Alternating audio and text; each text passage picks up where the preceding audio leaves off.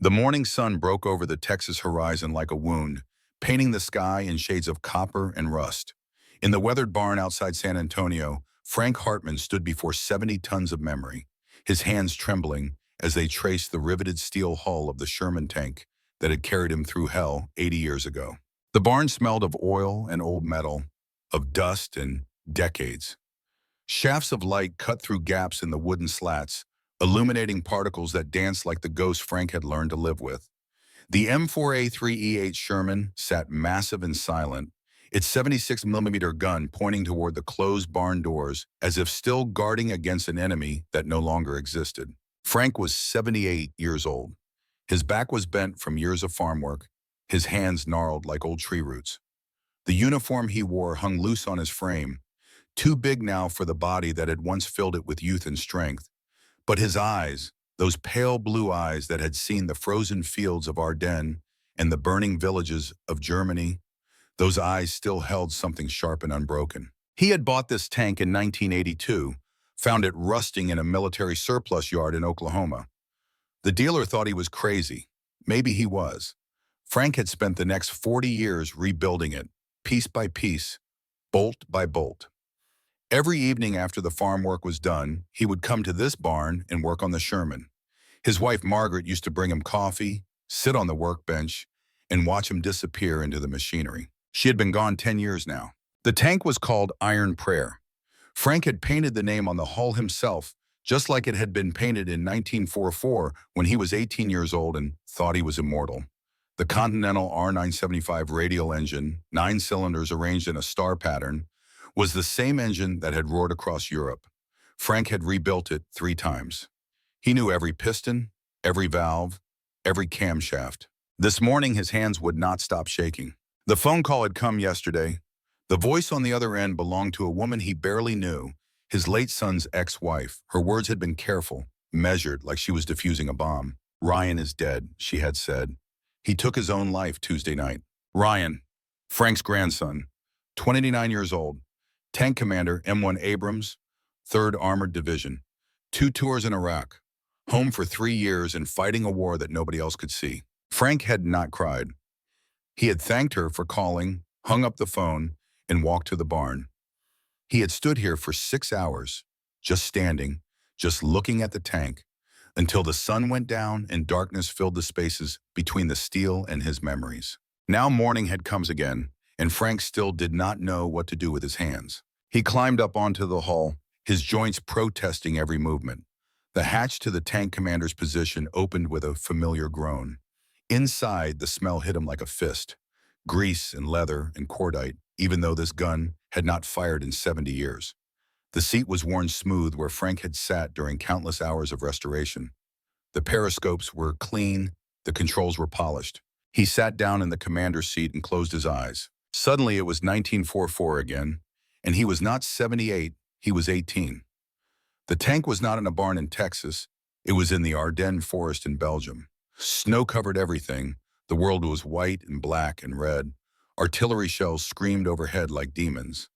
The radio crackled with voices of men too young to die, but too committed to run. Bobby Miller's voice came through the intercom, bright and young and alive. "Contact front, 12 o'clock, Tiger tank, 900 yards. Frank heard himself give the order, his voice steady even though his hands shook on the periscope handles. "Gunner, Sabot, tank. On the way." The Sherman bucked as the 76mm gun fired. The German Tiger erupted in flames, but then another Tiger appeared, and another shell screamed toward them, and the world exploded in light and sound, and Bobby Miller was screaming, and blood was spraying across the inside of the turret, and Frank was trying to reach him, but the fire was too hot, and Bobby's last words were, Frank opened his eyes. He was in the barn. He was 78. Bobby Miller had been dead for 80 years. But every morning, Frank woke up and Bobby died again. He climbed out of the tank and walked to his workbench.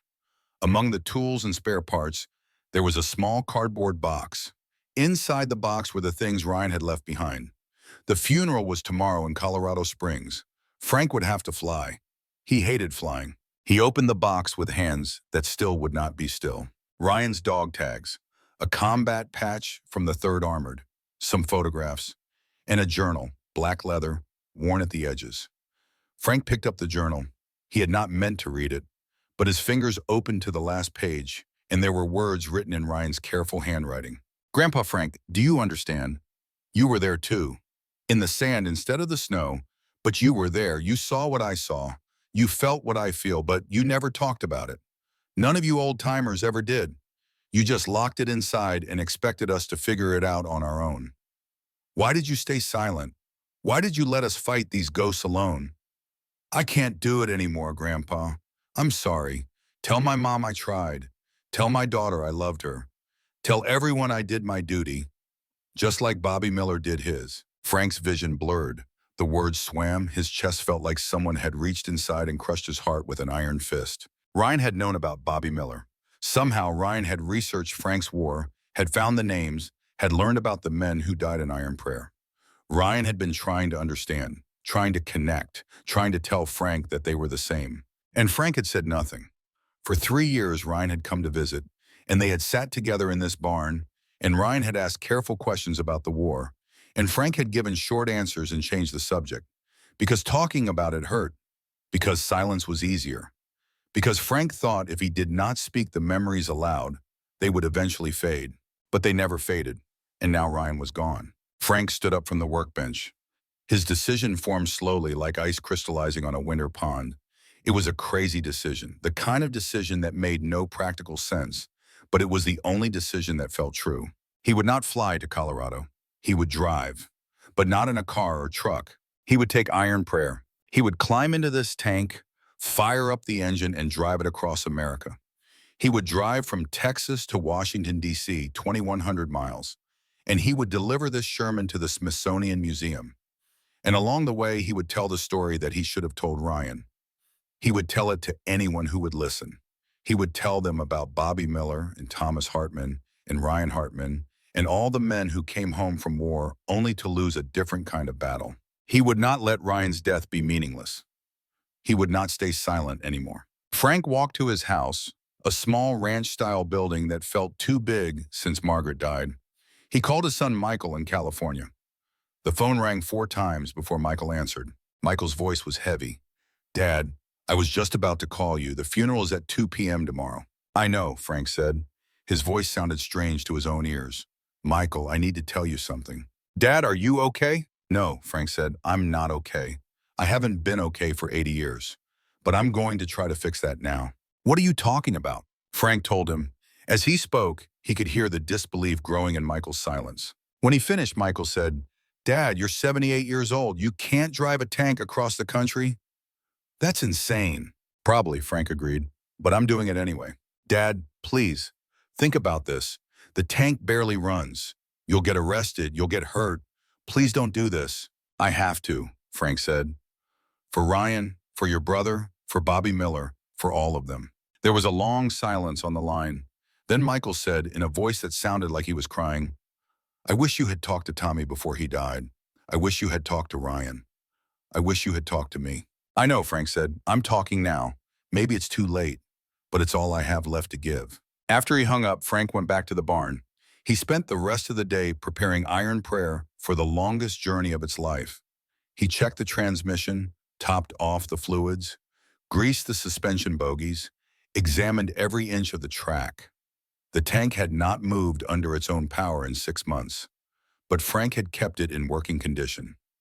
Always. That evening, as the sun painted the sky in shades of fire, Frank sat on the hull of the Sherman and ate a sandwich. His phone buzzed with texts from Michael, from friends, from people who had heard what he was planning and thought he had lost his mind. He ignored them all. Instead, he took out his laptop, old and slow but functional, and typed an email to the Smithsonian National Museum of American History. "To whom it may concern, my name is Frank Hartman. I am a World War II veteran. I served as tank commander of M4A3E8 Sherman serial number 53742, nicknamed Iron Prayer, from October 1944 to May 1945. I participated in the Battle of the Bulge and the advance into Germany. After the war, I located this tank and have spent 40 years restoring it to working condition. I am writing to inform you that I am donating this tank to your museum. However, I will not be shipping it. I will be driving it. I am departing San Antonio, Texas tomorrow morning. I expect to arrive in Washington, D.C. in approximately 14 days. I hope this meets with your approval. If it does not, I apologize, but I am coming anyway. This tank carries the names of 21 men who served with me and did not come home. It also carries the memory of my son, Thomas Hartman, who died in Afghanistan in 2009, and my grandson, Ryan Hartman, who died by his own hand 3 days ago after 2 tours in Iraq. I am making this journey because silence has killed too many of us. It is time to speak. Respectfully, Captain Frank Hartman, U.S. Army, retired. He pressed send before he could change his mind. That night, Frank did not sleep. He lay in bed and stared at the ceiling and listened to the house settling around him. Every creak sounded like a footstep. Every breath of wind through the eaves sounded like voices. He saw Bobby Miller's face, young and trusting. He saw his son Thomas in his Army uniform, proud and strong.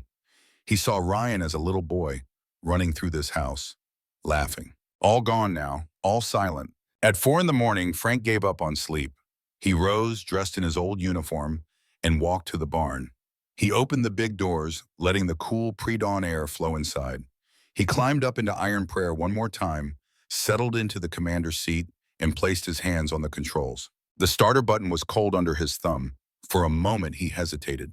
This was insane. Michael was right. He was too old. The tank was too old. This would accomplish nothing. But then he thought of Ryan's last words in that journal. "Why did you stay silent?" Frank pressed the starter. The Continental R975 engine coughed once, twice, then roared to life.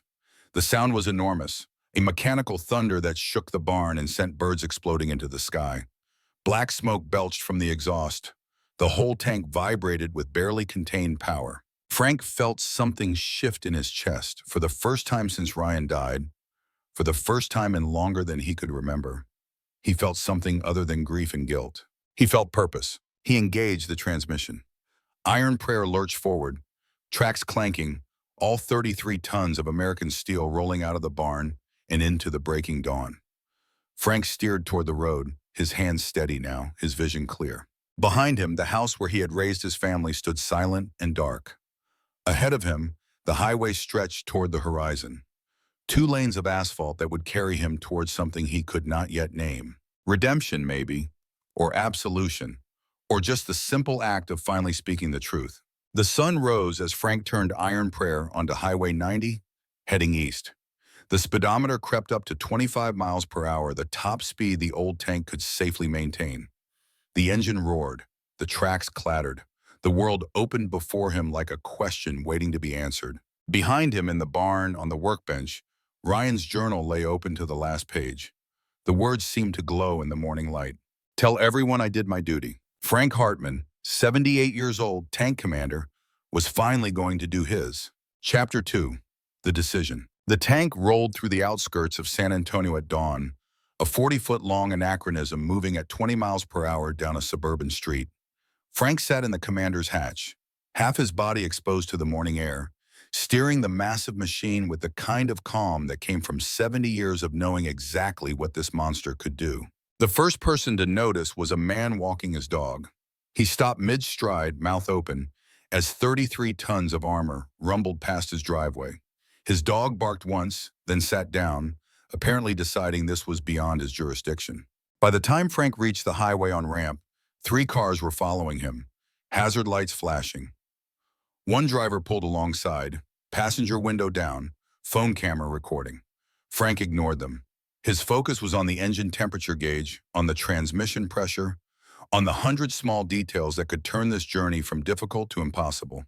The Continental R975 was running hot but steady. The tracks were holding. The suspension bogies were creaking but functional. Iron Prayer had not moved this far or this fast in decades, but the old girl was remembering how.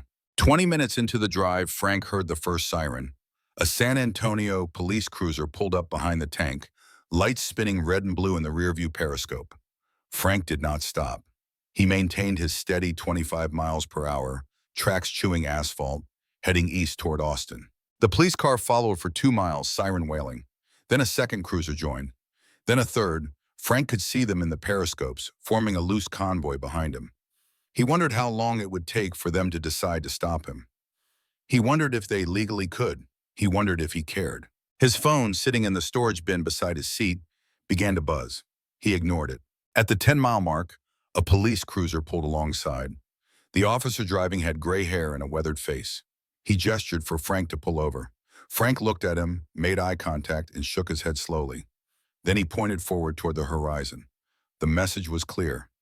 I am going that way. You can help or you can get out of the way, but I am not stopping. The officer stared at him for a long moment. Then surprisingly, he nodded. The cruiser dropped back. The sirens stopped. The police cars formed a loose escort pattern, keeping civilian traffic away from the tank. Frank allowed himself a small smile. Apparently, even Texas cops did not know what to do with a 78-year-old veteran driving a World War II tank down the highway. The sun climbed higher. The miles rolled past. Frank's body began to ache from the vibration, from the noise, from sitting in one position. But he did not stop. He had packed sandwiches and water in the storage bin. He would eat as he drove. He would drink as he drove. He would only stop when the tank needed fuel or rest. At mile 40, the radio stations picked up the story. Frank had a small transistor radio in the tank, the same radio he had installed 30 years ago to listen to baseball games while he worked. Now the stations were interrupting their morning shows with breaking news. This just in, a breathless announcer said. A World War II veteran is driving a Sherman tank from San Antonio toward Austin. Police are escorting the vehicle but have not attempted to stop it. The veteran has been identified as 78-year-old Frank Hartman, a decorated combat veteran of the Battle of the Bulge. Details are still emerging, but witnesses say Hartman appears to be making some kind of protest or a statement. We will bring you more information as this story develops. Frank turned off the radio. He did not need to hear them try to explain him. Let them guess. Let them wonder. The truth would become clear soon enough. By noon, when Iron Prayer crossed into the Austin city limits, the crowd had grown. Cars lined both sides of the highway. People stood on overpasses, waving American flags, holding handmade signs. Some signs said, "Thank you for your service." Others said prayers for Ryan. Some said, "We stand with our veterans." Frank felt something catch in his throat. They understood, or they were beginning to. He stopped for fuel at a truck stop just outside Austin. The moment the tank engine shut off, the silence was overwhelming. Frank's ears rang.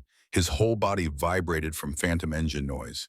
He climbed stiffly out of the commander's hatch, every joint protesting, and nearly fell as his feet touched the ground. His legs had gone numb. A crowd had formed, 50 people, maybe more, standing at a respectful distance, staring at the tank like it was a spacecraft from another world. Someone started clapping. Then everyone was clapping. A few people were crying. An old man pushed through the crowd, leaning on a cane, wearing a baseball cap that said Vietnam Veteran. He walked right up to Frank and held out his hand. "Sir," he said. His voice was rough with emotion. "I don't know what you're doing or why, but God bless you for it." Frank shook his hand. The old man's grip was still strong. "I lost my boy in Iraq," the Vietnam veteran said. "He came home, but he never really came home. You know what I mean?" Frank nodded. He knew exactly what that meant. "Did 3 tours," the old man continued. "Purple Heart, Bronze Star. Came home and couldn't hold a job, couldn't sleep, couldn't stop seeing whatever he saw over there. VA couldn't help him. Or wouldn't, I don't know which. Found him in his apartment 2 years ago. He had been dead for 3 days before anyone noticed." "I'm sorry," Frank said. It was inadequate, but there were no adequate words. The old man looked at Iron Prayer, at the name painted on the hull, at the American flag Frank had mounted on the turret that morning. "Where you headed?"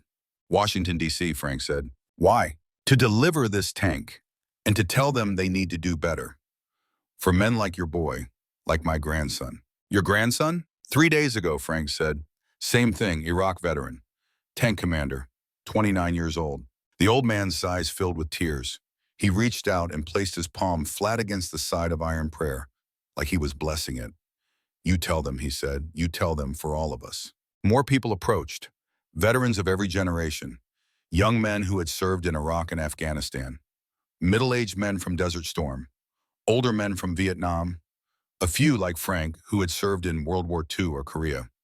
They formed a line, each one waiting to shake Frank's hand, to touch the tank, to share their story. A young man, no more than 30, stepped forward. "Sir," he said, "I was a gunner on an Abrams. 2 tours, Fallujah. I've been seeing a therapist for 4 years. It helps, but it doesn't fix anything. My wife doesn't understand. My kids are scared of me when I have nightmares. I thought about doing what your grandson did. I thought about it every day for a year. What stopped you? Frank asked quietly. I don't know, the young man said. Stubbornness, maybe, or cowardice. I couldn't decide which. Frank put his hand on the young man's shoulder. It's not cowardice, he said. Staying alive when everything inside you is screaming to give up? That's the bravest thing you can do.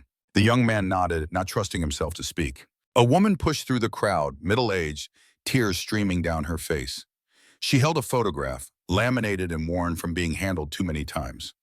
My son, she said, holding the photo toward Frank. Marine Corps, Afghanistan. He killed himself 6 months after he got home. He was 22 years old. Frank took the photograph gently. The face looking back at him was young and proud, wearing dress blues, smiling a smile that did not reach his eyes. What was his name? Frank asked. Daniel, she said. Daniel Rodriguez. Can I keep this? Frank asked. I'd like to carry it with me. The woman nodded, unable to speak. Frank placed the photograph carefully in his breast pocket over his heart. I'll make sure they hear about Daniel, he said. More photographs came, more names, more stories. A father whose daughter had served as a medic in Iraq and now could not look at blood without having panic attacks. A sister whose brother had come home from Afghanistan and drank himself to death before his 30th birthday. A wife whose husband had survived 2 tours only to lose the battle against PTSD in their bedroom while she slept in the next room. Frank accepted each story like a sacred offering. He wrote down names on a notepad he pulled from the tank. He made promises he was not sure he could keep, but he would try. That was all any of them could do. Try. When he finally climbed back into iron prayer, the sun was low in the sky and his body ached in places he had forgotten existed. But something had shifted. The journey was no longer just about Ryan or Thomas or even Bobby Miller. It was about all of them. Every name, every face, every story. He fired up the engine. The crowd cheered. Several motorcycles appeared from somewhere, riders wearing leather vests with military patches. They formed an escort around the tank. As Iron Prayer rolled back onto the highway, the motorcycles flanked it, engines rumbling in harmony with the Continental R975. The lead rider, a big man with a gray beard, pulled alongside. He gave Frank a salute and a thumbs up. Frank returned the salute. They rode into the sunset together, the tank and the motorcycles, heading east toward Austin and whatever came next. Behind them, the crowd dispersed slowly, each person carrying something they had not had before. Hope, maybe, or purpose, or just the knowledge that someone was finally doing something, finally speaking up, finally refusing to stay silent. Frank's phone buzzed continuously in the storage bin. He pulled it out at a red light, glanced at the screen. 73 missed calls, hundreds of text messages. His email inbox was overflowing. The Smithsonian had responded. So had the Department of Defense, the Secretary of Veterans Affairs, 3 news networks, and Michael over and over begging him to stop, to come home, to be reasonable. Frank turned the phone off and put it away. There was no going back now. There was only forward. 20 miles per hour, one revolution of the tracks at a time, carrying the weight of steel and the weight of memory towards something that might be justice or might be futility, but was at least movement. The sun touched the horizon. The motorcycle's headlights came on, along with Iron Prayer's auxiliary lights. The convoy rolled through the darkness like a ghost from another era, carrying the past into the present, refusing to let the dead stay buried. In the commander's seat, Frank Hartman sat straight and still, his hands steady on the controls, his eyes fixed on the road ahead, finally beginning to understand what he should have understood 80 years ago. Silence was not strength. Silence was surrender, and he was done surrendering. Mile by mile, the journey continued. The night swallowed them, but the lights kept burning, and the engine kept roaring, and the old tank commander kept driving toward tomorrow. Dawn broke over Houston like a promise that might be kept or might be broken. Frank had driven through the night, the Continental engine's roar becoming a kind of meditation, the rhythmic clank of the tracks a heartbeat that matched his own. He had not slept. At 78, sleep came in fragments anyway, scattered pieces of darkness interrupted by memories that never quite let go. The motorcycle escort had grown. What started as 5 riders outside Austin had become 20 by the time they crossed into Houston's sprawl. They rode in formation around Iron Prayer, protective and proud, their engines harmonizing with the Sherman's deeper rumble. At every highway entrance, more riders joined. They wore leather vests covered in patches. Vietnam, Desert Storm, Iraq, Afghanistan, Purple Hearts and Bronze Stars and unit insignias from wars spanning 6 decades. The lead rider's name was Marcus Thompson, though everyone called him Wolf. He was 65, barrel-chested, with a gray beard that reached his chest and eyes that had seen too much. During a fuel stop outside Katy, he had climbed up onto Iron Prayer's hull and introduced himself. "Tank Commander," he had said. "M48 Patton. Hugh City, 1968. Lost half my crew in one afternoon." Frank had shaken his hand, feeling the strength still there. The grip of a man who had held on when letting go would have been easier. Wolf had looked at the names painted on Iron Prayer's side. 21 names Frank had added over the years, white letters against olive drab. Bobby Miller at the top, Thomas Hartman near the bottom, and now, fresh paint still drying, Ryan Hartman at the very end. "You're carrying them all," Wolf had said. It was not a question. "Someone has to," Frank had replied. Now, as the sun climbed over Houston's skyline, turning glass towers into pillars of fire, Wolf rode point, his motorcycle a gleaming black Harley with an American flag mounted on the back. Behind him, the other riders formed a moving perimeter, keeping traffic away, creating a bubble of space around the tank. People on overpasses waved flags. Some saluted, some just stood and watched, silent witnesses to something they did not quite understand but recognized as important. Frank's body ached. His back was a solid line of pain from the base of his skull to his tailbone.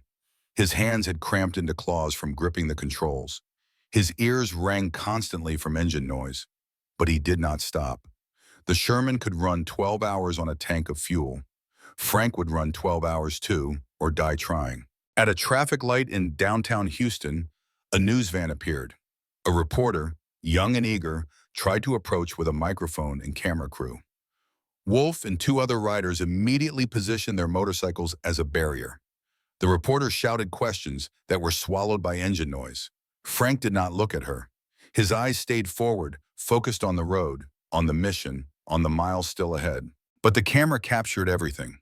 The ancient tank rolling through modern streets, the old man in the faded uniform, the motorcycle escort flying military flags, the name Iron Prayer visible on the hull, and below it, the growing list of names. 21 dead men carried forward by one living one who was not entirely sure he deserved to survive them. By noon, the footage was on every news channel in America. Frank did not know this. His phone was still off, buried in the storage bin. He only knew that the crowds were getting bigger. At every major intersection, hundreds of people gathered. Veterans in uniform standing at attention. Families holding photos of sons and daughters who had not come home or had come home broken. Signs that said, "We remember and never forget and thank you and please help us." Outside a VA hospital in Houston, 24 men in wheelchairs lined the street. Some were missing legs. Some had faces scarred by fire. One young man, no more than 25, had both legs gone above the knee and burns covering half his body. As Iron Prayer rumbled past, he saluted with a prosthetic hand, his face fierce and proud despite the tears streaming down his cheeks. Frank stopped the tank. The sudden silence was profound. He climbed out of the commander's hatch, moving like a man twice his age, and walked to the young soldier. His own legs threatened to buckle with each step. Wolf appeared at his elbow, ready to catch him if he fell. The young soldier's name tape read Martinez. His eyes were bright with pain and something else, something harder to name. "Sir," Martinez said. His voice was strong despite his ruined body. "Marine Corps, Helmand Province. IED took my legs and my face and most of my left hand. Been in that hospital 3 years. Surgery after surgery. They're trying to rebuild me." "They will," Frank said, though he was not sure he believed it. Martinez shook his head. "They can't rebuild what's inside, sir.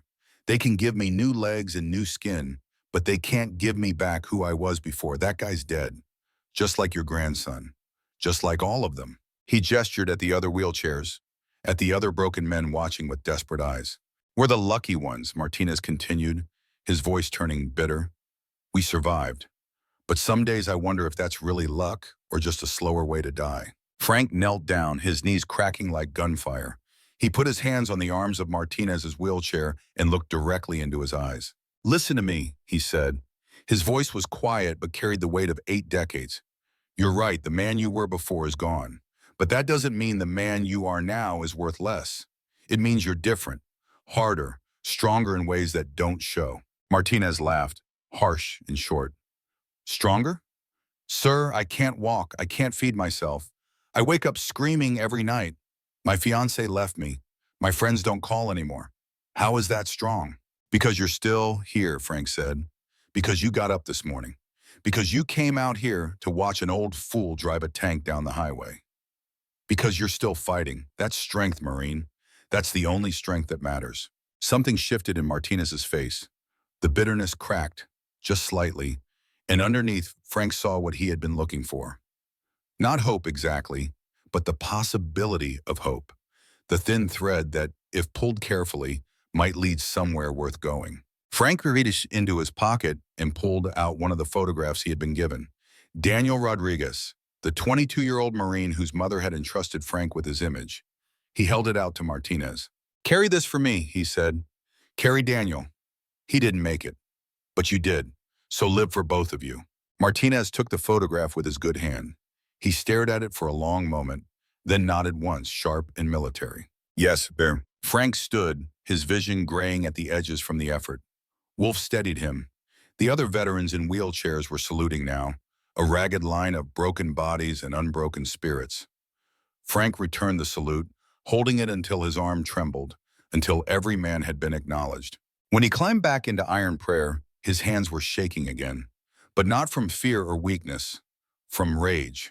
Rage at a system that sent young men to war and then abandoned them when they came home damaged. Rage at a culture that called them heroes, but looked away when they needed help. Rage at himself for staying silent while Thomas struggled, while Ryan drowned in memories that had no outlet, no witness, no understanding. The engine roared back to life. The journey continued. They left Houston in mid-afternoon, heading east toward Louisiana. The motorcycle escort had swelled to 40 riders now. They called themselves the Iron Prayer Squadron, painting the name on their vests in white letters. Wolf organized them with military precision. Scout riders ahead to check traffic, flankers on both sides, rear guard watching for trouble. They communicated with hand signals and radio chatter, a fluid organism protecting its heart. Frank pushed Iron Prayer harder than he should have. 25 miles per hour became 30. The engine temperature climbed.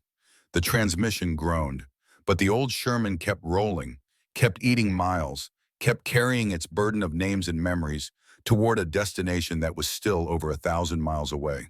As the sun began its descent, painting the Louisiana wetlands in shades of amber and rust, Frank allowed himself to think about Bobby Miller for the first time in years without immediately pushing the thought away. Bobby had been 19 years old, red hair, freckles, a laugh that could cut through the coldest Belgian winter. He had been a farm kid from Iowa, strong as an ox and twice as stubborn, the best gunner Frank had ever seen. Bobby could put a 76mm shell through a tank-sized target at 1,000 yards while moving at 20 miles per hour over frozen ground. He never missed, not once. They had been together 4 months when the German Tigers found them in the Ardennes. 4 months of sharing rations and fear, and the strange intimacy that came from living in a 33-ton steel coffin with 3 other men. Bobby had talked about the girl waiting for him back home. Mary Catherine, her name was. He showed Frank her picture every day. Dark hair, pretty smile, eyes that promised forever. "I'm going to marry her," Bobby had said the night before he died. "Soon as this war's over, I'm going home, and I'm going to marry that girl, and we're going to have 6 kids, and I'm never going to leave Iowa again." The next morning, the Tiger shell had penetrated Iron Prayer's turret. Bobby Miller had died instantly, or so the medic said later. But Frank knew better. Bobby had lived long enough to know he was dying, long enough to look at Frank with confusion and betrayal, as if asking why Frank had let this happen.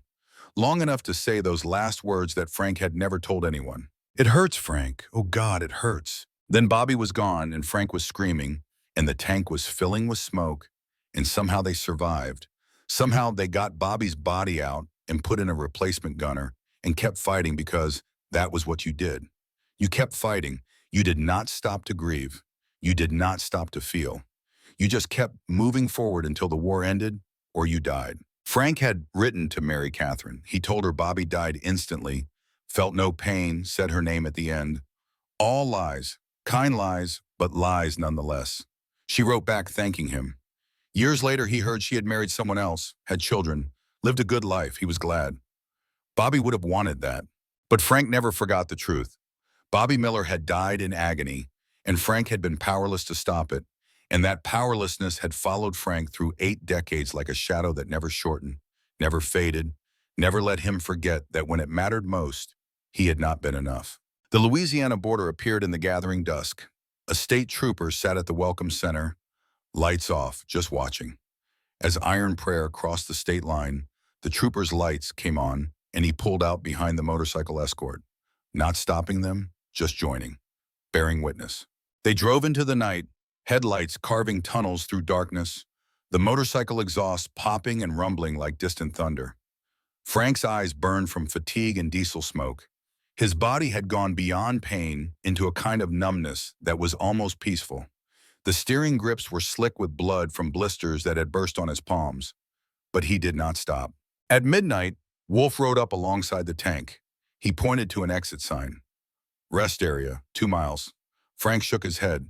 Wolf pointed again, more insistently. Then he made a gesture that was half suggestion, half order. Stop now or I'll block the highway and make you stop.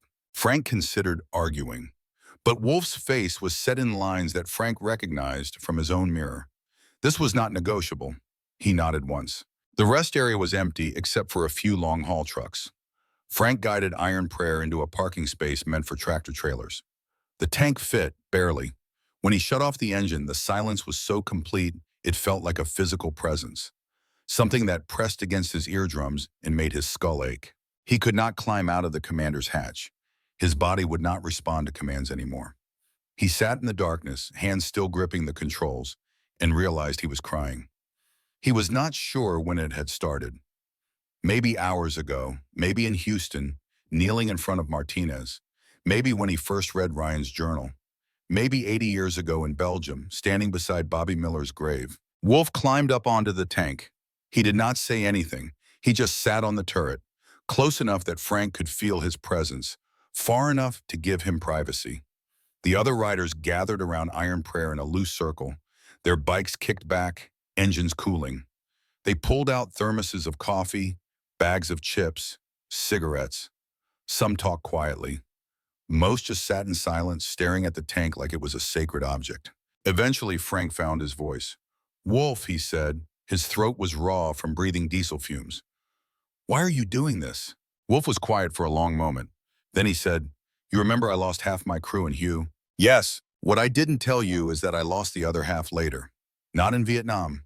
Back here." Simmons ate his gun in 1972. Kowalski drove his car into a concrete barrier in 1975, no skid marks. Jackson drank himself to death by 1980. Miller, Rodriguez, and Williams just faded away, didn't stay in touch. Last I heard, Miller was homeless in Detroit. Rodriguez was doing 20 years for armed robbery. Williams disappeared completely. Wolf lit a cigarette, the flame briefly illuminating his face. It was a map of old wars and older sorrows. "I'm the only one left," he continued. "Out of a crew of 7, I'm the only one who figured out how to keep living. And you want to know the secret? I got lucky. I met a woman who understood. I've found a therapist who knew how to listen. I had buddies who didn't let me disappear. But most of all, I talked. I told the stories. I said their names out loud. I refused to be silent." He turned to look at Frank through the hatch. "You stayed silent, Frank. You locked it all inside. And your son saw that and thought that was how men were supposed to handle it, so he stayed silent too. And your grandson saw both of you staying silent, and he thought that was strength, so he stayed silent until the silence killed him." Frank felt the words like physical blows, because they were true. Every syllable was true. "I'm not blaming you," Wolf said quietly. "I'm saying I understand. Silence was what our fathers taught us. It was the only model we had. But it doesn't work. It never worked. Silence is a slow form of suicide. It just takes longer to kill you." Frank climbed out of the hatch finally, moving like a man made of broken glass. Wolf helped him down onto the hull, then onto the ground. Frank's legs buckled immediately. Wolf and another rider caught him, supported him, walked him to a picnic table under a flickering streetlight. Someone produced a first aid kit. They cleaned the blisters on Frank's hands, wrapped them in gauze. Someone else brought food, a sandwich that Frank could not taste but forced himself to eat. Coffee appeared, hot and strong enough to strip paint. Frank drank it and felt marginal awareness return to his exhausted brain. The riders gathered around him, a council of old warriors. They did not ask questions. They just sat with him, present and solid. A community formed from shared experience and shared scars. A van pulled into the rest area, moving slowly. Frank tensed. Wolf's hand dropped to something concealed under his vest. But the van parked at a distance and a woman got out. She was perhaps 50, gray streaking her dark hair, wearing jeans and a sweater. She approached cautiously, hands visible and empty. "Captain Hartman?" she called out. Frank nodded, too tired to speak. "My name is Linda Miller," she said. "I drove from Biloxi to find you. I'm Bobby's sister." The world stopped. Frank could not breathe, could not think. Bobby Miller's sister stood in front of him, alive and real, and Frank had no idea what to say to her. Linda walked closer. Her face was kind, but marked by decades of her own grief. "May I sit down?" Frank gestured to the bench. She sat across from him, and for a moment they just looked at each other. Two people connected by a boy who had died before either of them understood what death really meant. "I saw you on the news," Linda said. "I recognize the name of your tank, Iron Prayer. Bobby wrote to me about it. He said you were the best tank commander in the entire Army. He said you kept them all alive with your caution and your skill. He trusted you completely." Frank's throat closed. "I couldn't save him," he managed to say. Linda reached across the table and took his bandaged hands in hers. "Bobby didn't blame you, Frank. He knew what he signed up for. We all did." "I never told you the truth," Frank said. The words came out in a rush, driven by 80 years of pressure. "In my letter, I said he died instantly. He didn't. He lived long enough to know, long enough to hurt. I lied to you."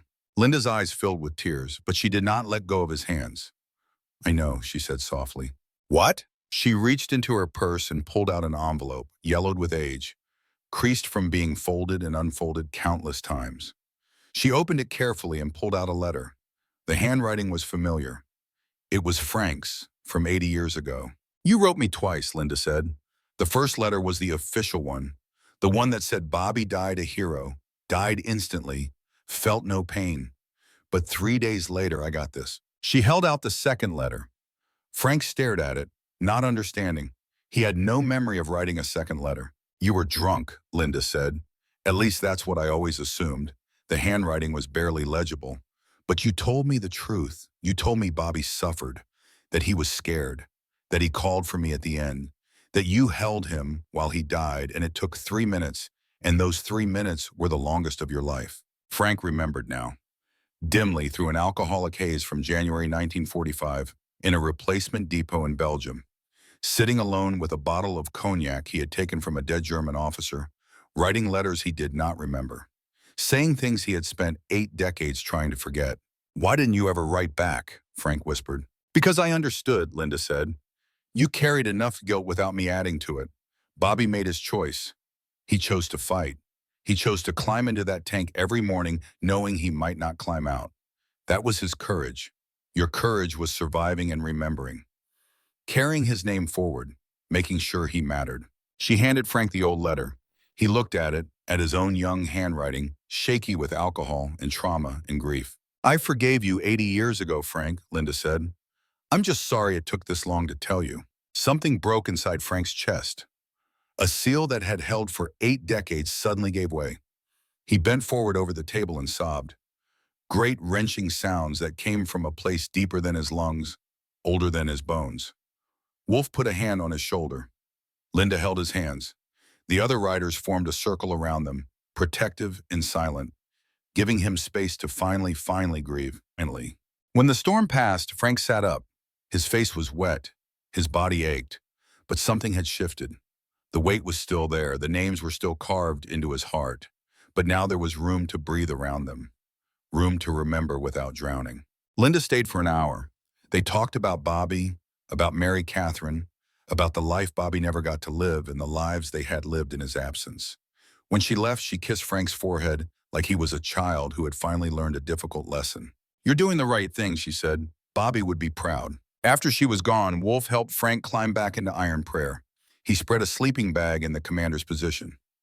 Frank lay down, his body finally insisting on rest.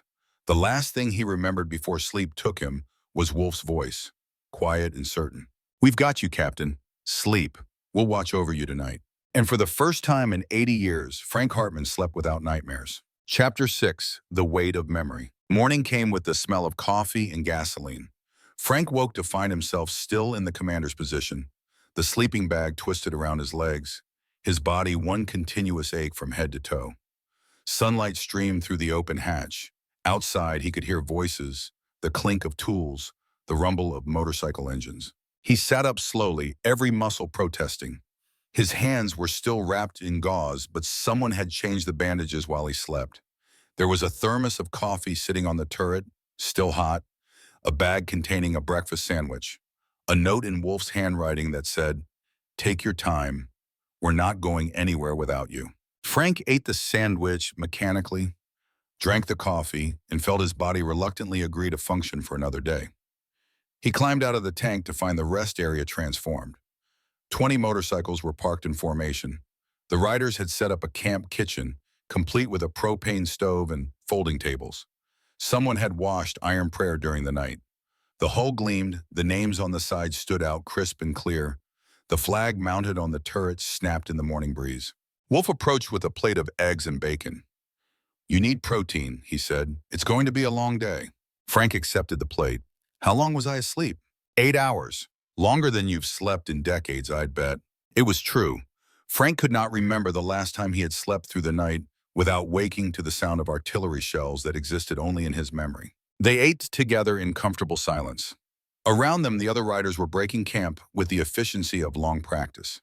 These were men who had lived in the field, who knew how to move quickly and leave no trace. A state trooper pulled into the rest area, the same one who had joined their convoy the night before. He parked and walked over to Frank. The name tag on his uniform read Matthews. He was perhaps 50, with the solid build of a man who had once been an athlete and now worked hard to stay in shape. "Captain Hartman," he said, "I've been authorized to provide you with an escort through Louisiana. Not to stop you," he added quickly, seeing Frank's expression. "To help you. The governor got about 10,000 calls yesterday. People want you to make it through safely." Frank nodded his thanks. Matthews handed him a radio. "Set to Channel 9, he said. "If you need anything, food, fuel, mechanical help, you call. We'll get it to you." This was new. Yesterday had been defiance and determination.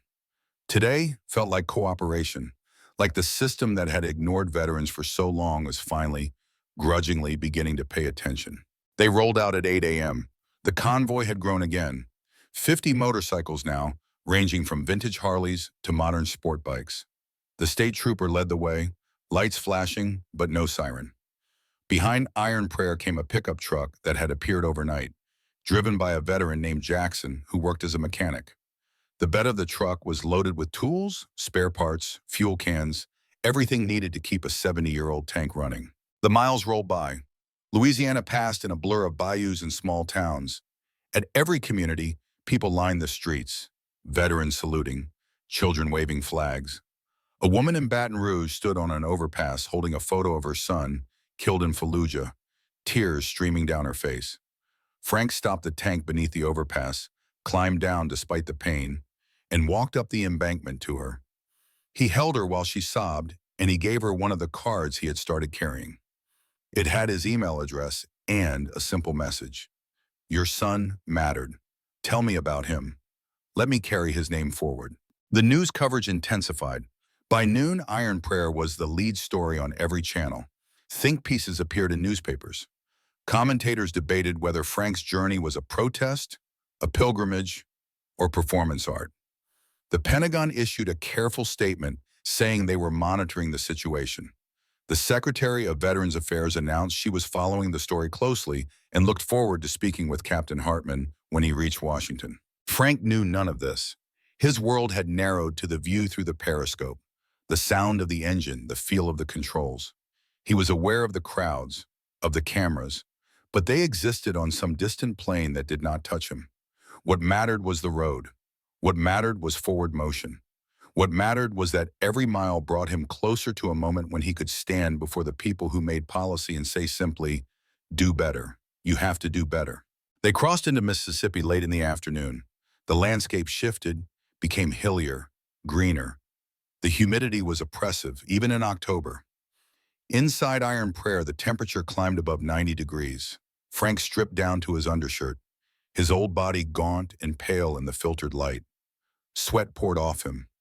He drank water constantly, trying to stay hydrated, but there was no air conditioning in a 70-year-old tank, just hot metal and hotter air, and the relentless sun beating down on the turret.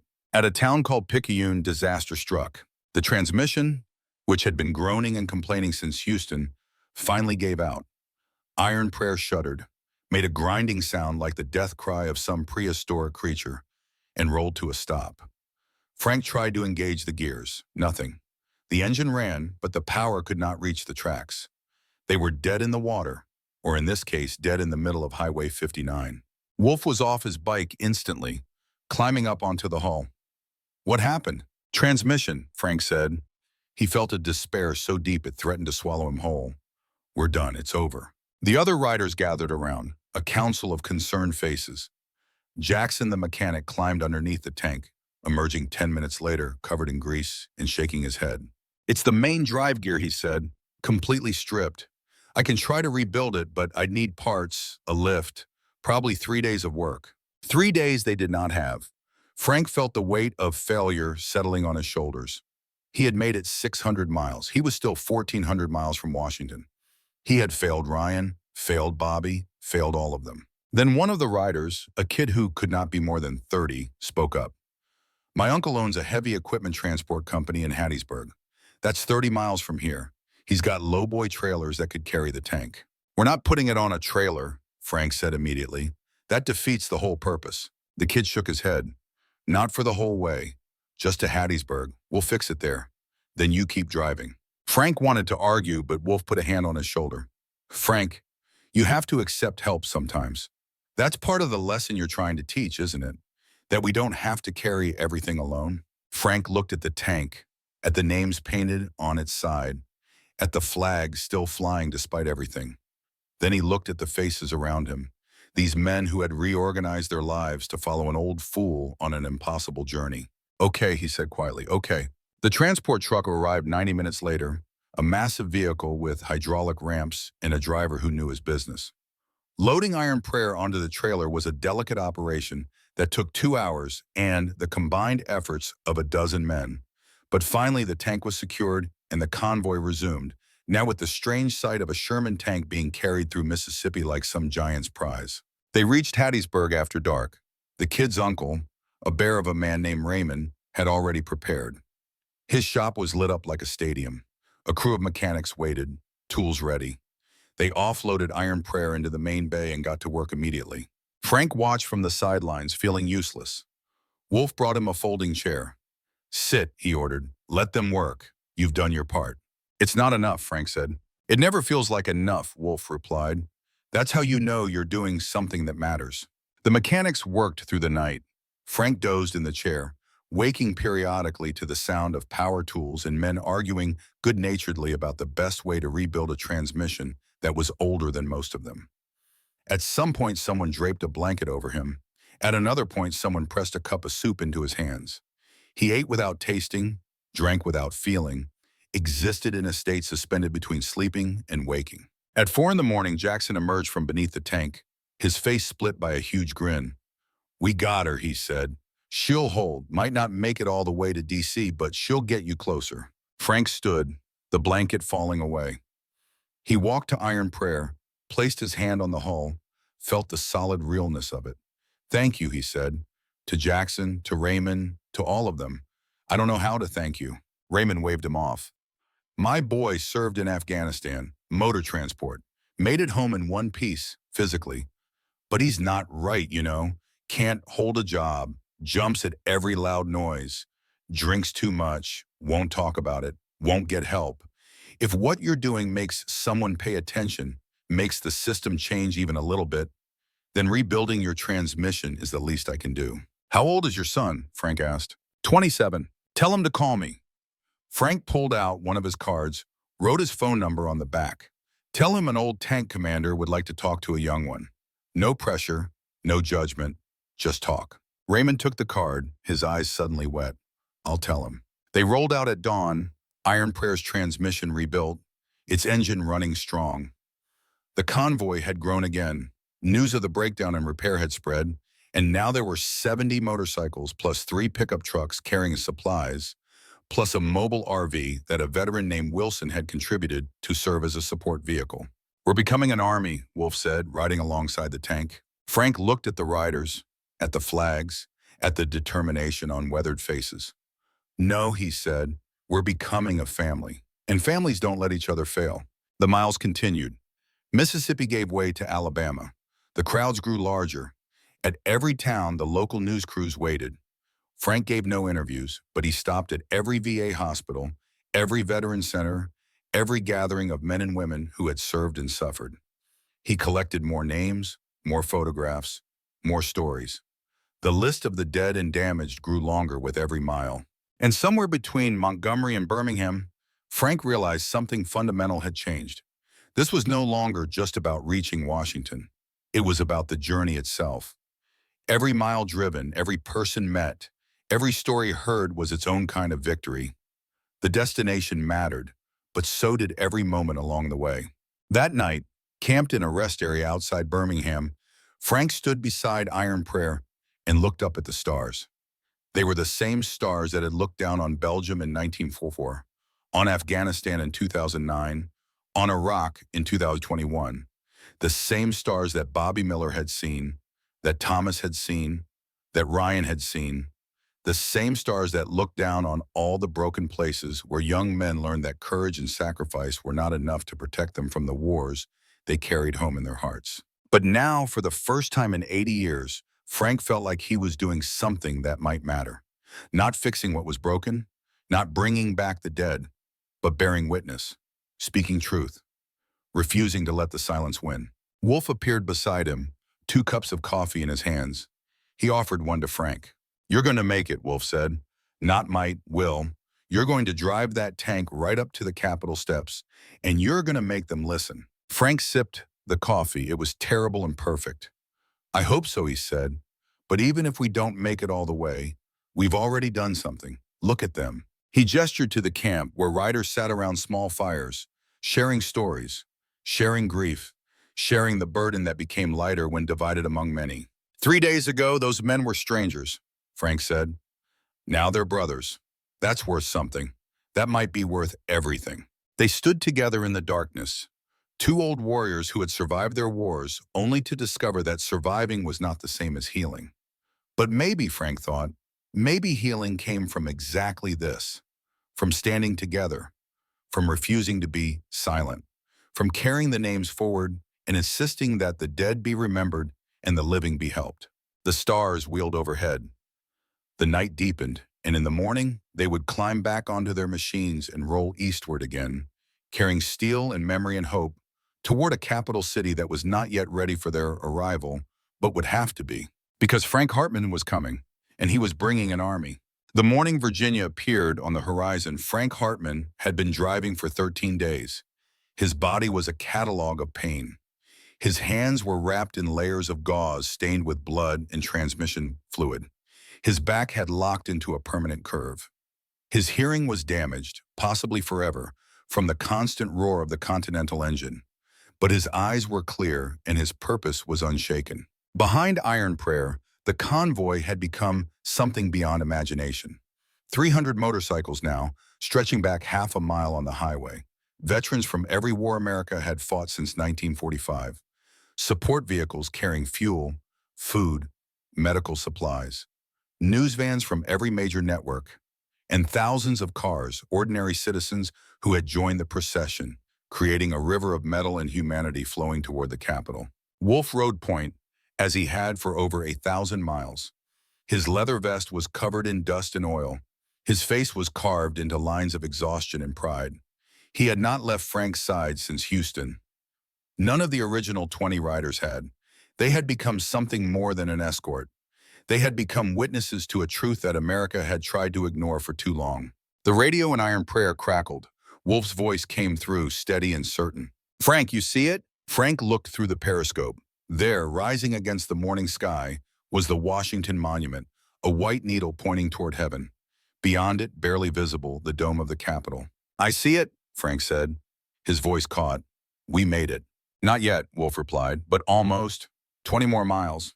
Those 20 miles took 4 hours. Every highway exit was lined with people. Thousands became tens of thousands. American flags covered every overpass.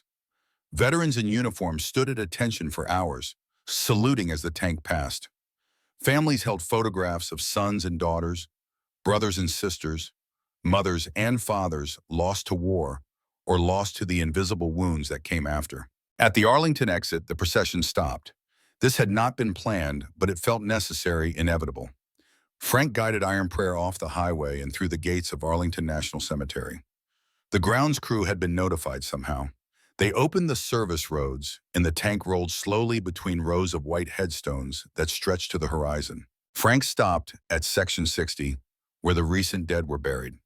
Afghanistan, Iraq, the War on Terror. Row after row of young lives ended. He shut off the engine and climbed down from the commander's hatch, moving like a man 3 times his age. Wolf helped him walk to a specific grave. Thomas Hartman, Captain U.S. Army, born 1976, died 2009, beloved son and father. He gave all. Frank knelt in the grass, his knees cracked, his vision blurred. He placed one bandaged hand on the white marble headstone. "Tommy," he said, his voice was barely a whisper. "I'm sorry I didn't talk to you. I'm sorry I didn't tell you about Bobby, about the nightmares, about how hard it is to come home when part of you never leaves the battlefield. I thought staying silent made me strong, but it just made you think you had to be silent too." The words came faster now, decades of unspoken grief finally finding voice. "Ryan's gone too. Your boy, my grandson. He couldn't carry it anymore, Tommy. And I blame myself because I could have helped him. I could have told him he wasn't alone, but I stayed silent, just like I stayed silent with you, just like I stayed silent my whole damn life." Frank pressed his forehead against the cold marble. "I'm driving to Washington. I'm going to tell them they have to do better. For all the Ryans out there, for all the Thomases, for every kid who comes home and can't figure out how to live in a world that doesn't shoot at them anymore.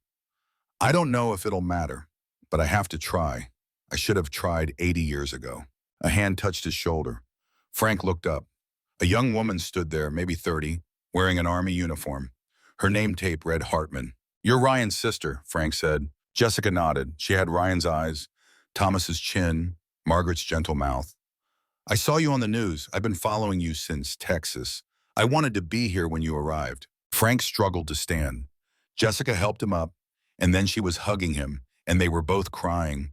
2 people connected by blood and loss and the terrible understanding that some wounds never heal. They just become part of who you are. "Ryan loved you," Jessica said into his shoulder. "He talked about you all the time. He wanted to be like you. Strong, unbreakable. That's what killed him, Grandpa. Trying to be unbreakable when he was already broken." "I know," Frank said. "I know that now." They stood together at Thomas's grave for a long time. Behind them, the convoy waited in respectful silence. 300 motorcycles with engines off. Thousands of people standing motionless among the graves. A moment of collective grief for all the names carved in marble, all the lives cut short, all the families destroyed by the machinery of war. Finally, Wolf approached. "Frank," he said gently, "it's time." Frank nodded. He kissed Jessica's forehead, promised to see her later, and walked back to Iron Prayer. Every step hurt. Every breath hurt. But the pain was clarifying now, purposeful. He was carrying it somewhere it might matter. He climbed back into the commander's seat, fired up the engine one more time, and guided the Sherman out of Arlington and back onto the highway. The final miles passed in a blur. Alexandria, Crystal City, the Potomac River Bridge, and then they were in Washington, D.C. proper, rolling down Constitution Avenue, with the National Mall stretching out like a promise on their right. The crowd here was enormous. Hundreds of thousands of people lined the streets, packed shoulder to shoulder, silent and reverent. They had come from across the country, drawn by news coverage and social media, and the simple human need to witness something true and hard and important. Iron Prayer rolled past the Vietnam Veterans Memorial, past the World War II Memorial, past the Korean War Veterans Memorial, all the monuments to all the wars, stone and bronze attempts to capture something that could never be captured.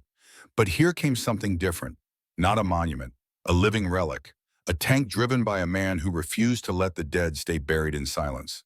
The Smithsonian had set up a receiving area in front of the National Museum of American History. A flatbed trailer waited. Camera crews from around the world had their equipment trained on the street. Museum officials stood in nervous clusters. And there, standing separate from the others, was a woman in a business suit who Frank recognized from news broadcasts. The Secretary of Veterans Affairs. Frank brought Iron Prayer to a stop 50 feet from the trailer. The engine idled, that familiar rumble that had become the soundtrack of his life for 2 weeks. He sat in the commander's seat and looked at the name painted on the hull. Iron Prayer. Below it, 22 names now. He had added Ryan's name in Louisiana, the 22nd name he had added just this morning, before leaving the hotel where the convoy had spent the night. Daniel Rodriguez, the young Marine whose mother had given Frank his photograph.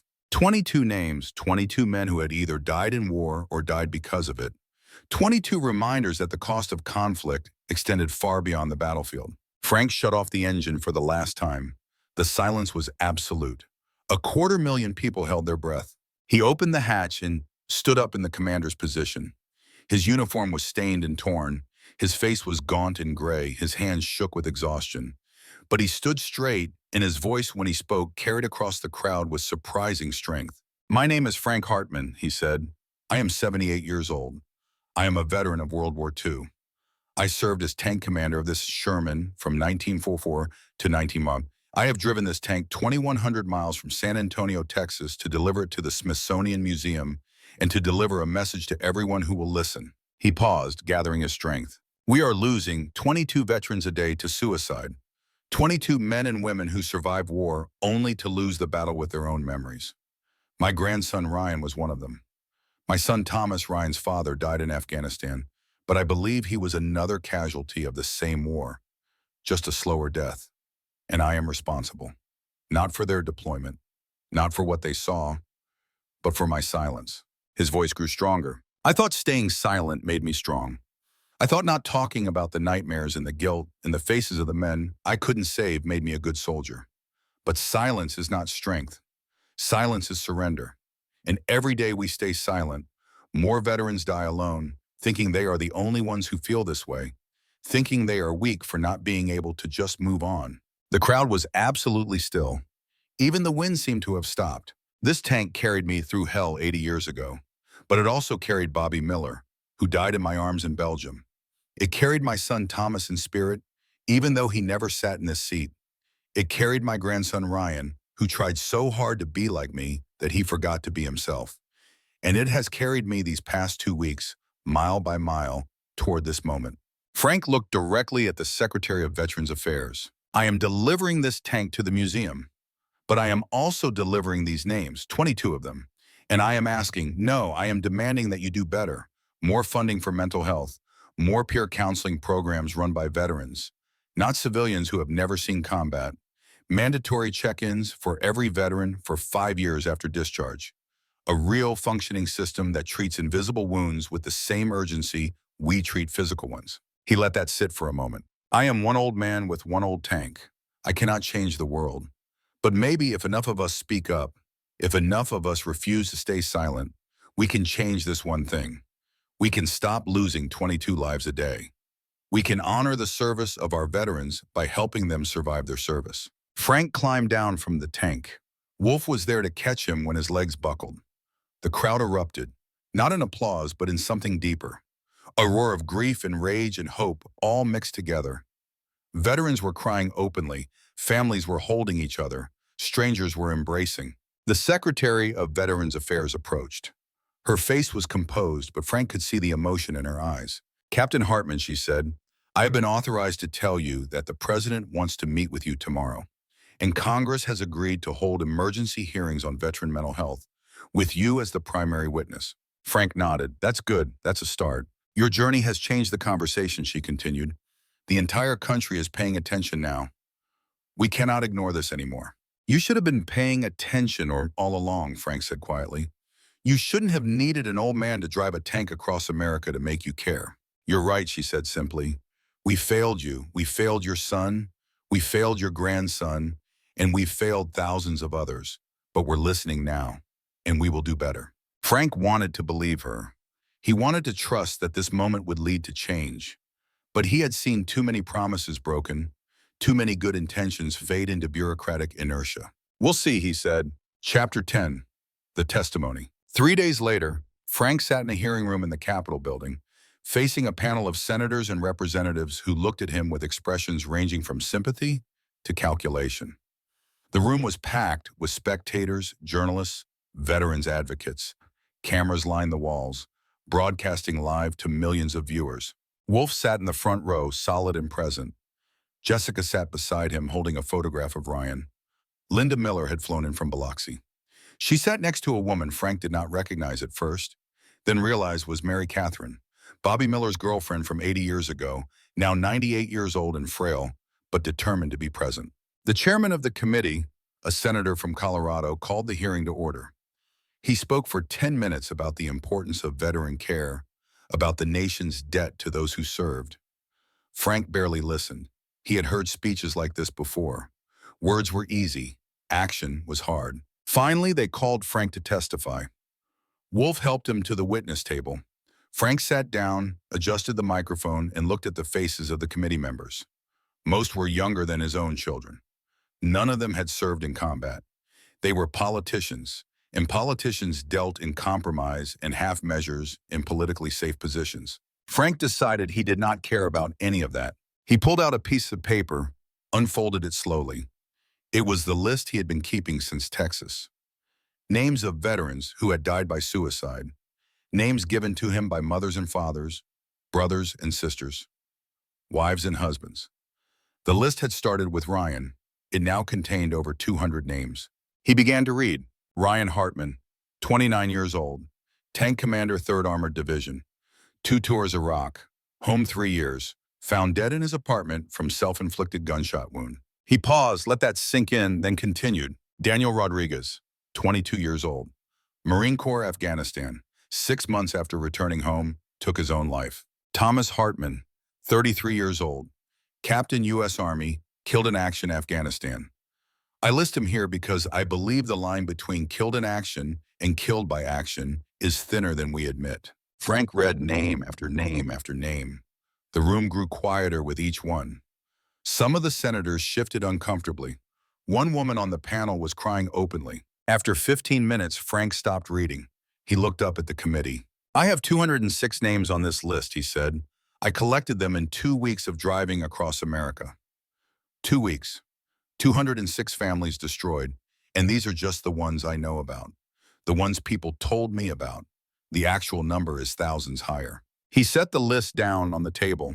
You asked me to testify about what needs to change. Here is what needs to change. Everything. The entire system is broken. The VA is understaffed and underfunded. Wait times for mental health appointments can be months. The stigma around seeking help is overwhelming. Veterans are told to be strong, to tough it out, to not show weakness. And so they suffer in silence until the suffering becomes unbearable. A senator from Texas leaned forward. Captain Hartman, we have increased VA funding every year for the past decade.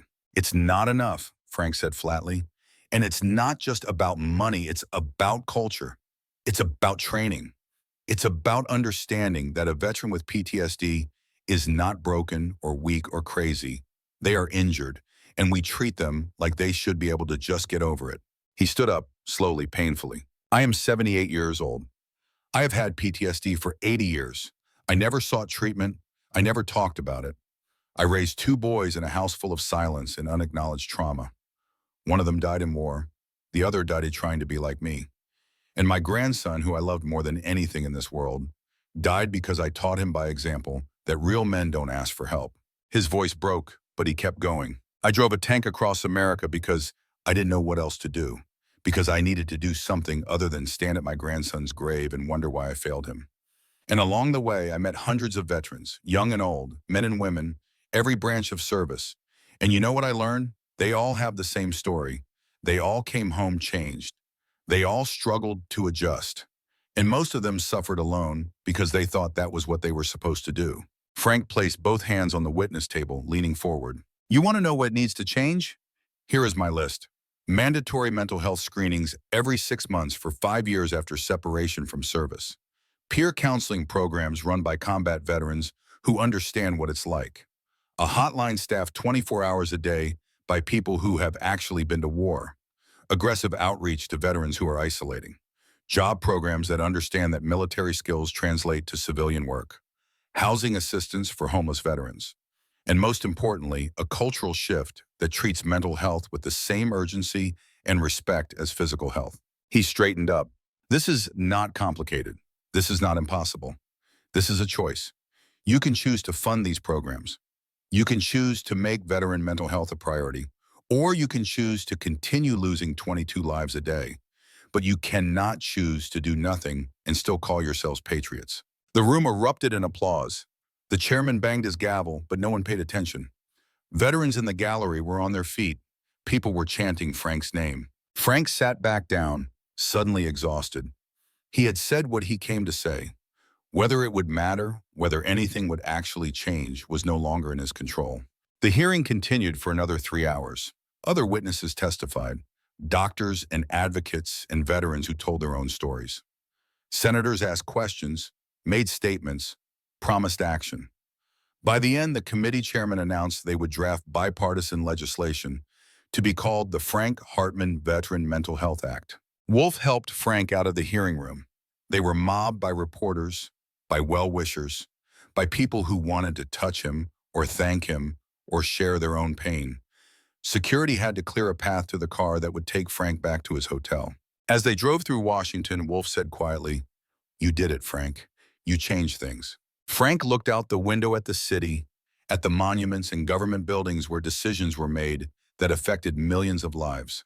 "Maybe," he said, "or maybe I just made a lot of noise and nothing will actually change. Politicians are good at promises." Wolf shook his head. "You're wrong. I've been around long enough to recognize when something real is happening. This is real. You made it real." Frank wanted to believe him, but he had lived too long, seen too much, to trust in easy victories. Chapter 11, The Healing. 2 months later, Frank stood in the National Museum of American History in front of the new exhibit. Iron Prayer sat on a raised platform, spotlights illuminating every detail. The turret was rotated so visitors could see the name painted on the side. The 22 names below it, the American flag mounted on the turret, the same flag that had flown during the journey from Texas. The plaque beside the tank read M4A3E8 Sherman Iron Prayer, served in the Battle of the Bulge, 1944 to 1945. Driven 2,100 miles by Captain Frank Hartman, 2024, to honor veterans lost to invisible wounds of war and to demand action on veteran suicide prevention. Below that was a list of all 206 names Frank had collected. The museum had carved them into bronze panels that flanked the tank. And below the names, a statement: 22 veterans die by suicide every day in America. This tank and these names remind us that the cost of war extends far beyond the battlefield. We owe our veterans not just gratitude, but care. Frank had been invited to the official opening ceremony. He had brought Wolf, Jessica, Linda Miller, and a dozen other veterans who had been part of the convoy. They stood together looking at the tank that had carried them through 14 days of pain and purpose. The Frank Hartman Veteran Mental Health Act had passed Congress with overwhelming bipartisan support. $3 billion in new funding, mandatory mental health screening, peer counseling programs, a 24/7 crisis hotline staffed by combat veterans, aggressive outreach initiatives. It was not perfect, it was not enough, but it was something. It was a start. Frank had spent the past 2 months talking to veterans. He had set up a foundation funded by donations that poured in from across the country. The Iron Prayer Foundation provided emergency assistance to veterans in crisis, connected them with resources, and most importantly, let them know they were not alone. The young Marine from Houston, Martinez, was now working for the foundation. His prosthetic legs had improved. His burns were healing. He was learning to live with his injuries, not despite them, but through them. He told Frank once that driving to the museum ceremony had been his first time leaving the VA hospital in 3 months. The journey Frank had made had given him a reason to make his own journey, toward healing, toward hope, toward a future he had not believed was possible. Raymond's son from Hattiesburg had called. They had talked for 2 hours. Now the young man was in treatment, attending group therapy, connecting with other veterans. He was not cured. There was no cure. But he was surviving, and some days that was enough. The opening ceremony concluded. People drifted away. Frank stayed standing in front of iron prayer, one hand resting on the hull. The metal was cool under his palm, solid, real, a monument not to war but to the cost of war, to the names, to the faces, to the lives that deserved to be remembered and honored and mourned. Wolf appeared beside him. Ready to go? Frank shook his head. Not yet. Give me a minute. Wolf nodded and moved away, giving him space. Frank stood alone with the tank. He thought about Bobby Miller, 18 years old, who had trusted Frank to keep him safe and had died anyway. He thought about Thomas, his son, who had grown up in a house where love was present but never spoken, where pain was carried silently until it became unbearable. He thought about Ryan, his grandson, who had tried so hard to be strong that he forgot how to be human. I'm sorry, Frank whispered to the tank, to the names, to the ghosts that would never fully leave him. I'm sorry I stayed silent for so long. I'm sorry I didn't know how to help you. But I'm talking now. We're all talking now, and maybe that will save someone. Maybe it will save a lot of someone's. A hand touched his shoulder. Frank turned. Jessica stood there, tears in her eyes. Thank you, Grandpa, she said. For Ryan, for all of them. Frank pulled her into a hug. They stood together in front of the tank, two people connected by loss but no longer destroyed by it, finding a way to carry the grief without being crushed by it. Learning that strength was not about being unbreakable, but about being willing to break and then slowly, painfully, piece yourself back together. That evening, Frank returned to his hotel room. Wolf had offered to stay, but Frank wanted to be alone. He sat by the window looking out at the Washington Monument illuminated against the night sky. His phone buzzed with a text message. It was from Michael, his son in California. Just watch the ceremony. I'm proud of you, Dad. I'm proud of what you did. I wish we had talked more. I wish I had told you about my own struggles. But we're talking now. That's what matters. Frank typed back slowly with his bandaged fingers. I love you, Michael. I should have said that more. I should have said a lot of things. But you're right, we're talking now. More messages came in. From Jessica. From veterans he had met on the road. From people he had never met who wanted to thank him. From mothers and fathers and brothers and sisters who had lost someone to the invisible war and found comfort in knowing they were not alone. Frank answered each message. It took hours, his fingers ached, his eyes burned, but he kept typing, kept responding, kept bearing witness to the pain and the hope and the slow, difficult work of healing. At midnight, he stood on the hotel balcony and looked up at the stars. The same stars that had looked down on him for 78 years. The same stars that watched over battlefields and graveyards and lonely apartments where men and women made the final terrible decision that they could not carry their burdens any longer. But tonight, the stars looked different somehow. Less distant, less cold. As if they were bearing witness to this small act of defiance, this refusal to stay silent, this insistence that the dead be remembered and the living be saved. Frank thought about iron prayer, sitting in the museum, spotlit and permanent, a piece of history transformed into a call to action, steel given purpose beyond destruction, memory turned into momentum. He thought about the convoy, 300 motorcycles and thousands of cars rolling across America like a river of shared grief and shared determination. Strangers becoming family, silence becoming voice. He thought about Bobby Miller and Thomas and Ryan and all the names carved in bronze beside the tank. Gone but not forgotten. Dead but still speaking through the living who refused to let them disappear into statistics and silence. Frank Hartman had started this journey because he did not know what else to do. He had driven a tank across America because grief demanded action, because guilt demanded penance, because love demanded that he do something, anything, to honor the dead and protect the living.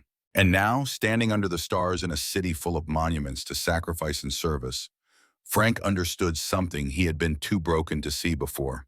Healing was not about forgetting. It was not about moving on. It was about carrying the weight together, about speaking the names out loud, about refusing to let pain be suffered in isolation. The tank would sit in the museum for generations. Children would climb on it, read the names, ask their parents what it meant. Veterans would stand before it and see themselves reflected in the steel. Families would find the names of their lost ones carved in bronze and know that someone remembered, someone cared, someone fought to make sure their death meant something. And somewhere, in small towns in big cities across America, veterans would wake up tomorrow and face another day of carrying invisible wounds.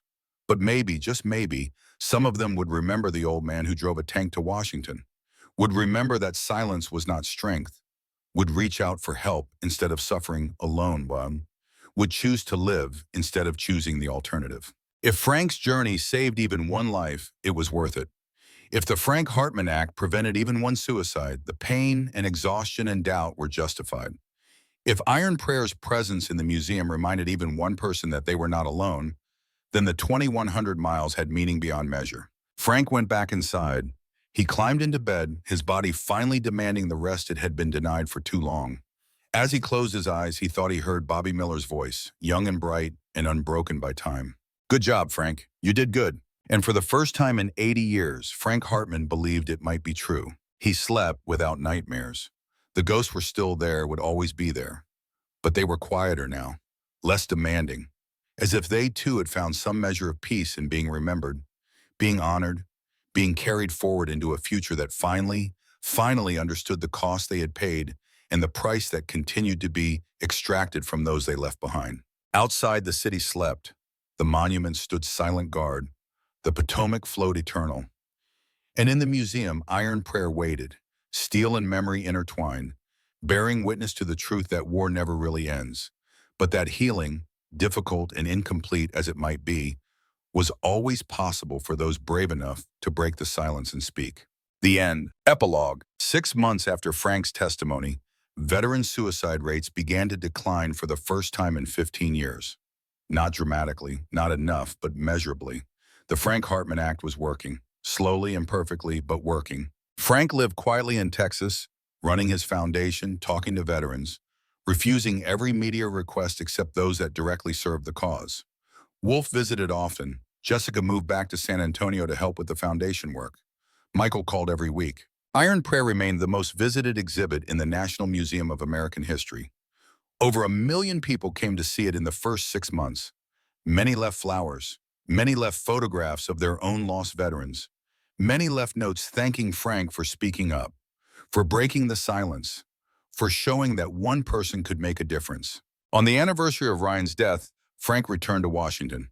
He stood in front of the tank with Jessica and Wolf and a gathering of veterans who had been part of the convoy.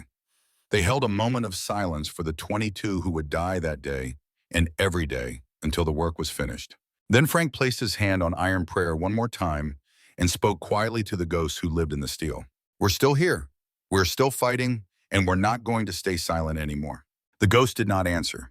But in the silence, Frank felt something that might have been acceptance or forgiveness, or simply the acknowledgement that some wounds never heal, but can be borne with grace when carried by many instead of one. He walked out of the museum into sunlight, surrounded by brothers and sisters who understood, who remembered, who refused to let the fallen be forgotten or the living be abandoned. The journey that began in grief had become a movement. The tank that carried memories across America had become a symbol.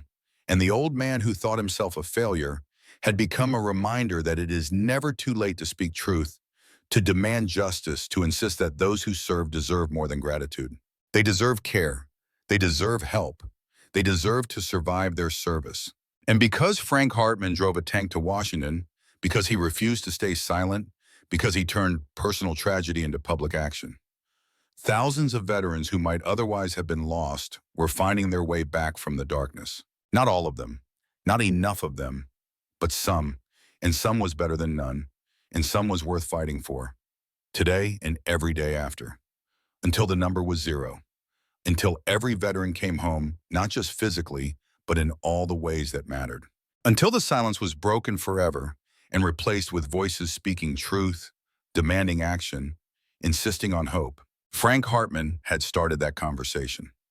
Now it was up to everyone else to continue it, to honor the dead by saving the living, to remember the names by preventing new ones from being added to the list, to turn steel into soul, memory into meaning, loss into purpose. The work continued. The journey was not over. It would never truly be over.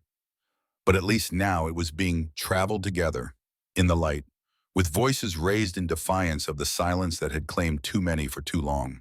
And somewhere on the other side of whatever lay beyond, Bobby Miller and Thomas Hartman and Ryan Hartman were watching, and they were proud.